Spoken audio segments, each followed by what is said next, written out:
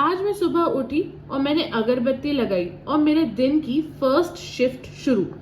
अब इस अगरबत्ती के खत्म होने तक मैं पढ़ूंगी, यही सोचा था मैंने और फॉलो भी किया था, लेकिन कसम से कोई डिफरेंस नहीं आया। ना मेरे मॉक मार्क्स इंक्रीज हुए, ना मेरा satisfaction.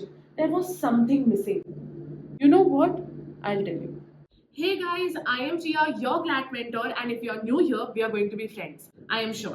And here I am going to hack your CLAT schedule in 4 parts. First part is how many hours you need to study every day. Second part is how many subjects you need to study every day.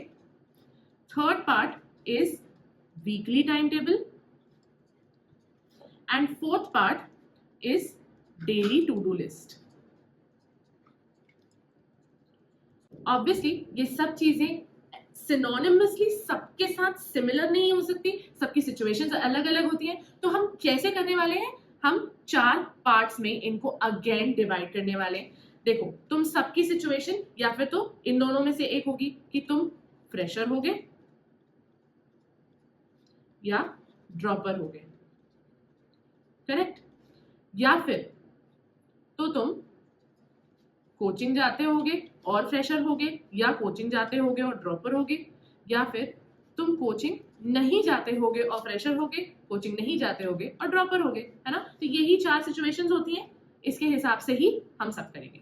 चलो first point पे बात कर लेते हैं। That was how many hours you need to study every day. तो अगर आप school जाते हैं, साथ में कोचिंग भी जाते हैं, तो आपको सेल्फ स्टडीज को 2 घंटे देने पड़ेंगे।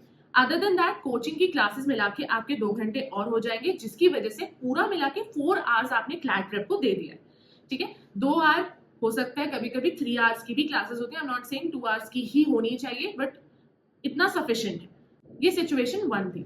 सिचुएशन 2 ये है कि अगर तुम स्कूल जाते हो, ठीक है, लेकिन कोचिंग नहीं जाते हो, तो तुम्हें 4 आवर्स सेल्फ स्टडी करना है। अब वो कैसे करना है वो इस वीडियो में बहुत क्लियरली गिवन है, तो पहले तो जाके ये वीडियो देखिए। अगर तुमने ये वीडियो नहीं देखी है तो तुम सेल्फ प्रेप अच्छा नहीं कर रहे हो। Go watch this video. चलो आगे बढ़ते हैं। थर्ड सिचुएशन है कि अगर तुम ड्रॉपर हो, ठीक है, अगर तुम ड्रॉपर हो तो तुम्हें 6 to 7 आवर्स क्लैट प्रेप को देना ही पड़ेगा।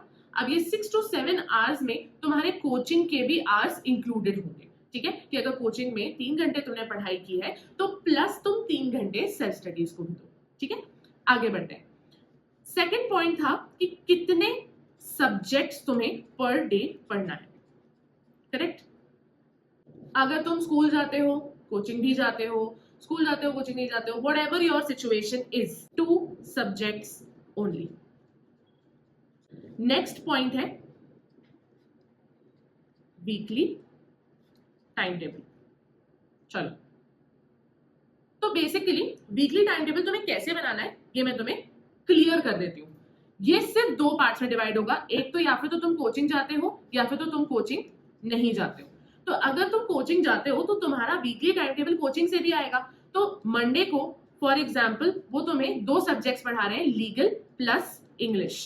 ठीक है, तो ये तुम्हारे 2 सब्जेक्ट क्लियर खत्म हो गए। ठीक है, प्लस तुमको मंडे को न्यूज़पेपर पढ़ना है।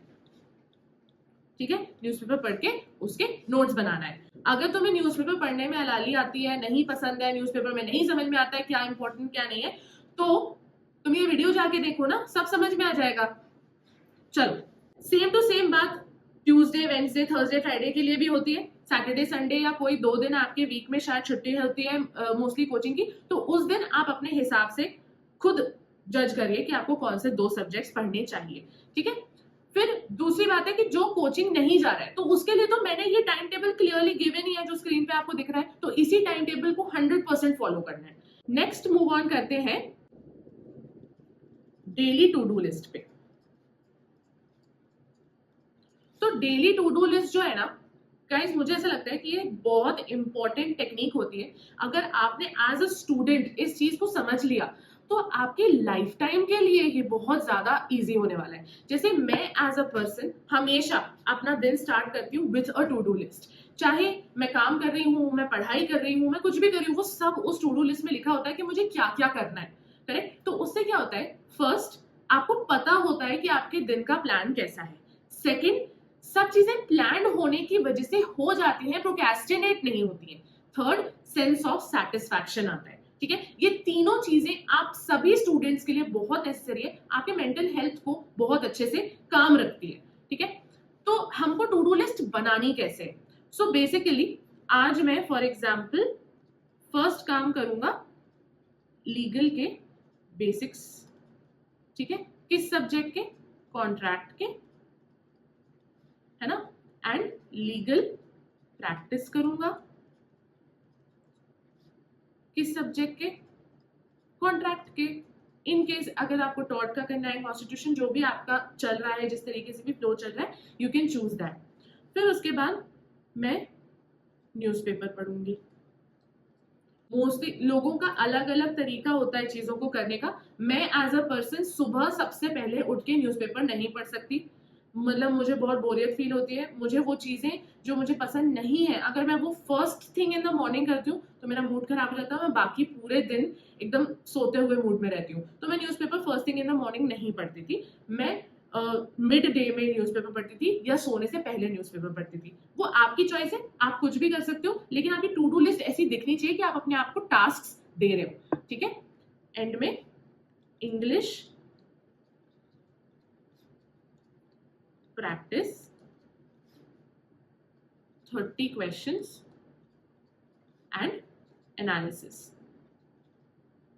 अच्छा, जब आपने ये टू डू लिस्ट बनाई है तो these are your tasks, correct? तो ऐसा नहीं होना चाहिए कि ये टू डू लिस्ट बना दी आपने और फिर उसको छोड़ दिया, है ना। आपने ये टू डू लिस्ट बनाई, उसके बाद जैसे जैसे टास्क कंप्लीट होते जाए आप उनको ऐसे स्ट्राइक ऑफ करो कि आपकी आईज को ऐसा लगना चाहिए कि हाँ मैंने कोई काम किया है, तो आपको ज्यादा सेटिस्फैक्शन फील होती है और आपके काम जल्दी जल्दी कंप्लीट होते हैं। ऐसा नहीं करना है कि सिर्फ यहाँ पे एक छोटा सा क्रॉस लगा दिया, पूरा उसको स्ट्राइक आउट करो, देखो कितनी मजा आती है। ठीक है, एंड दिस इज इट। इसके अलावा तुम्हें बहुत ज्यादा परेशान होने की जरूरत नहीं है। अगर तुम सिर्फ इतना करोगे अच्छे से तो तुम्हारा क्लैट क्रैक होगा। And if you need any kind of help please comment. See you next time. Bye.